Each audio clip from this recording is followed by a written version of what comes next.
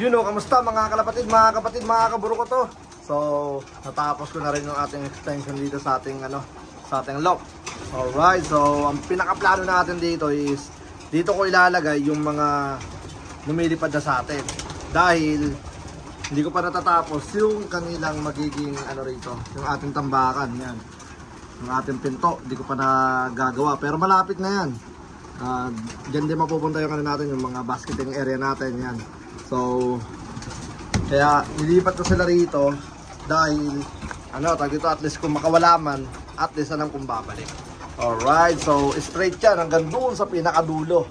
So, maluwag yung mga ibon natin. And then yung dalawang section doon, bali yung isang section doon, ang nakalagay lang doon is mga parang nasa 59 yata. Tapos yung kabila nasa 24. So, yung 59 hiniwalay ko muna kasi nga sila yung mga nasa 2 weeks, na sila may yata, so magti 3 weeks. So sila yung pakakawalan ko soon. And then yung 24 tsaka yung mga darating next week pati sa mga susunod na linggo, yun ang mga pagsasama-samahin ko para maging last group. Dahil meron na lang tayong mga, I think lang tayo rito parang 3 to 4 weeks. Pero hanggang June 15 yung mga papalitan, pero yung mga mag-e-entry hanggang hanggang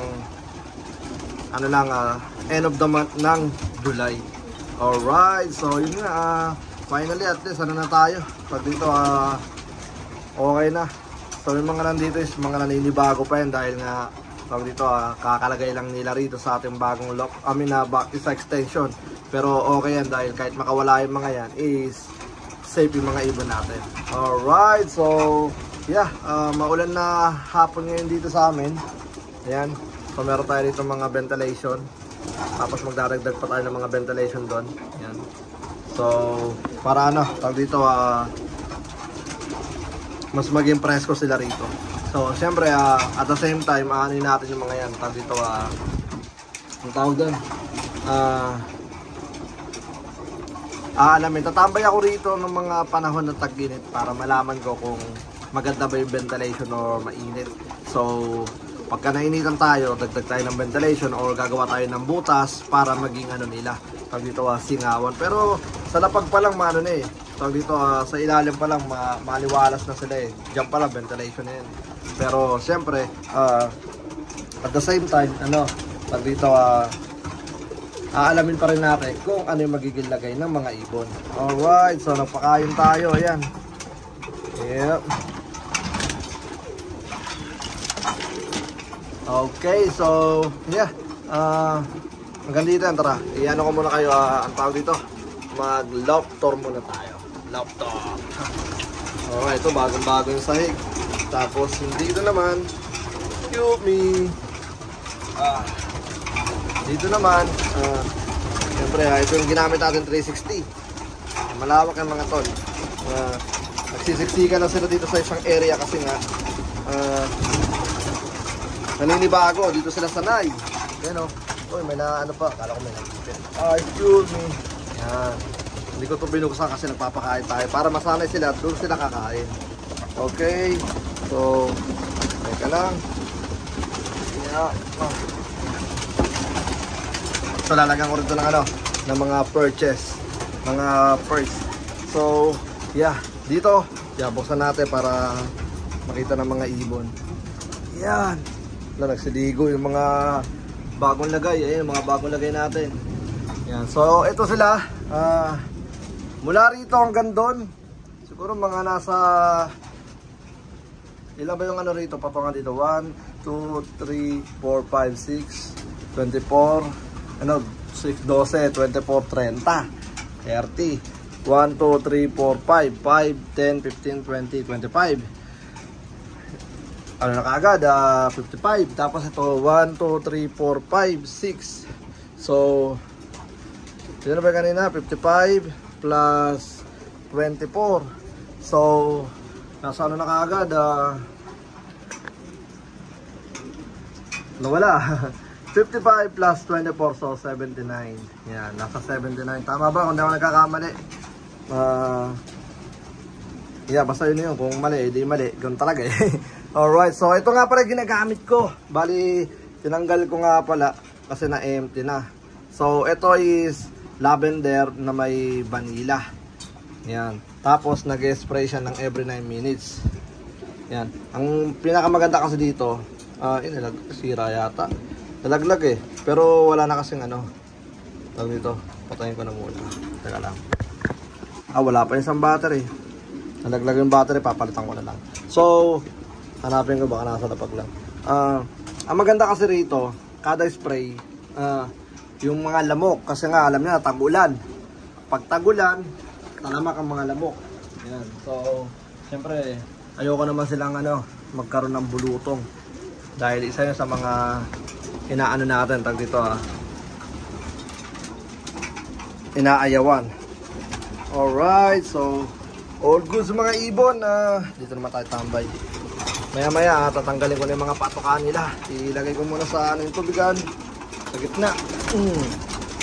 Okay. So ilang araw ko tong hindi natutukan. Dahil hindi naman natutukan, kumbaga ilang araw ko tong hindi na natambayan kasi nga naging busy tayo sa ating dinuktong. Mula rito, ito, kung naalala nyo, ito is sa ating 360. Nilagyan ko na siya ng ng plywood. Kabilaan yan, tapos naglagay tayo ng ventilation dito. Yan, para bintana nila. Yan, tapos ito naman, ang pinakaplano dito, magiging sliding door siya. I mean, sliding window. Kumbaga, kunyari gusto natin silang dito, sobrang init. Ko siya, bubukas ko siya. Tapos kapag maulan tulad ngayon, isasarado ko siya. Alright, so at the same time may viewing sila. So itong mga nandito lahat is mga lumilipad na 200 plus. Ayan. So parang ilang araw kaya ito hindi natambayan. And then siyempre at the same time kailangan ko kasi magmasid-masid.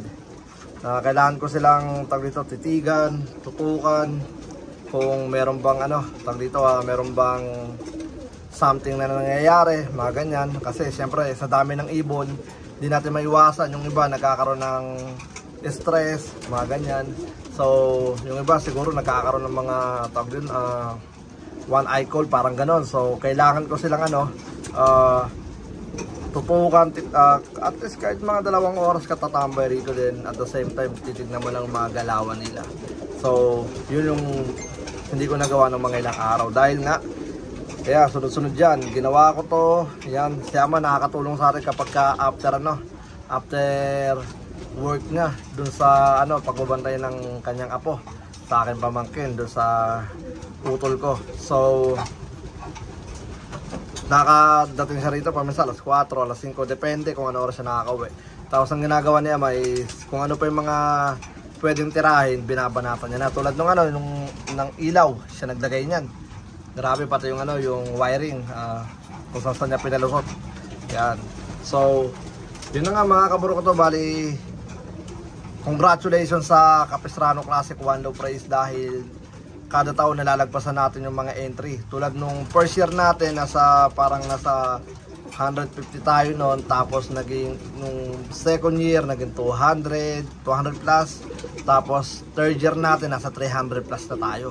So, meron pa tayong 3 to 4 weeks na tatanggap ng mga ibon. Alright, so yeah, magmamasid-masid muna ako rito, tititigan ko sila. Tapos pero kasi maulan, pagka maulan kasi hindi na maiwasan talaga na medyo parang sila, nilalamig or something. Yan. Pero syempre at the same time, dadakmayin ko sila para kapain kung okay ba yung katawan nila, bumaksak ba, or meron silang cancer, depende. Pero dito tutukan natin sila hanggat maaari is natin sila dito maresolba natin kung sakasakaling meron silang mga ganong problema. Alright, so yan, meron tayo rito ang haba niyan pag ganon. Sobra-sobra yung parang nasa almost 200 yata o 200 yung mga nandito. Yan. Tapos yan, lagyan natin perch dito. O ginagawa mo dyan, may nakawala pa lang sa itong kanto ka, makisama ka doon sa tropa mo. Yan. Saka muna. Yan. Yep. So, ang gagawin ko, hayaan ko lang naka-open yung nila. Tag dito pinto. Naka-open yung pinto dito. Yan. Doon, tagos. Yan. Para tag dito hanap muna sila ng mga territory nila. Pero ito, dahil nga mabilisan lang, is tatanggalin ko ulit itong mga purchase na to. So, maglalagay tayo ng mga saktong anuan nila. Dito lalagyan kasi nga, tingnan nyo, kita nyo naman ang lalayo ng pagitan. So kailangan medyo malapit ng konti para mas marami makapatong. Yan. So ayusin natin yan. Medyo mabilisan lang kasi lahat dahil nga hinabol ko lang na mapaluwag yung ating lock. So mas luluwag pa to kapag lahat na to lumilipad. Siyempre ngayon kailangan ko kasing gawin na separate yung mga lumilipad sa hindi. Yan, daming pinto. 1, 2, 3, 4, 5, 6, 7, 7 pinto yan mga tol. Yan. So ito, yan. Ito yung nagiging silbing niya. Tawag dito harang. Yan, gaganin mo lang. Tapos bubuksan mo, lalagay mo rito. Yan, kapag binuksan mo na yan, malaya na sila rito. Yan. So, ito yung natin, trapdoor natin. So kapag open na lahat yan, wala na tayong dapat i-separate. Mas luluwag tong mga to. Kasi dito pa lang, yan, marami na dito marami kang pwede patungan dito. Yan. So maglilinis tayo soon. Yan, may oras na tayo para maglinis. Yan. Okay, so kaya lang natin sila, kukunin yung mga patukaan nila. Teka lang, baka may makapasok. Uy, baka may makapasok bigla, kaya kailangan ko isarado to. Dahil hindi sila pwedeng maghalo. Pero ang pinakamaganda rito, kasi yung mga dumating nung 2 weeks something, last 2 weeks para maganda. Ang pinakamaganda rito, nisprayan ko yung mga nila, ilalim ng pakpak. Tignan nyo, patay ng mga sample. Ayaw ayun diba? Yan, may mga ganyan sa pakpak lahat tong 2 weeks, almost 3 weeks na ibon. Yan. Lahat yan. Lahat ng mga nandito. Puro may pink. Dahil isa yan sa mga, kung sakasakaling may makalasot doon sa pinapakawalan ko na, at least alam ko na, di ka pa lumilipad, ba't nandiyan ka? Diba?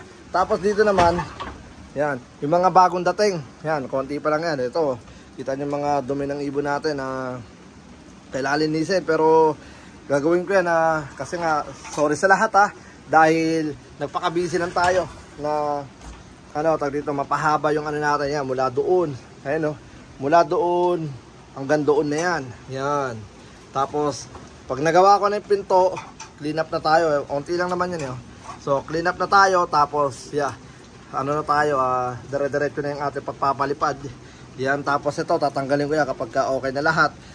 Tanggalin ko to, lalagay ko na sa tambakan para kapag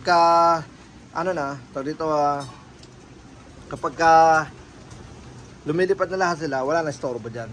Kaya ako lang naman ginagamit yung for trapping. Binubuksan ko yon, tapos papasok sila rito. Tapos dyan, kumbaga doon ko sila ilalabas. Dyan, magiging release door. Meron tayo rito.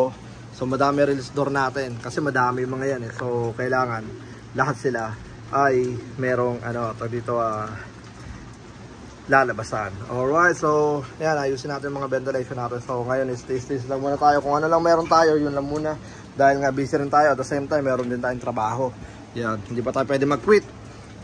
Ano naman, dito sa Amerika, hindi biro ang buhay. Buhay. Dapat ay makulay. Alright, so yun na nga mga kapuro ko to. Bali, tawag dito, kunin ko yung mga patukaan nila bago pa nila madumihan. Labas ko dun, pauulanan ko dahil babalawan ko. Yan.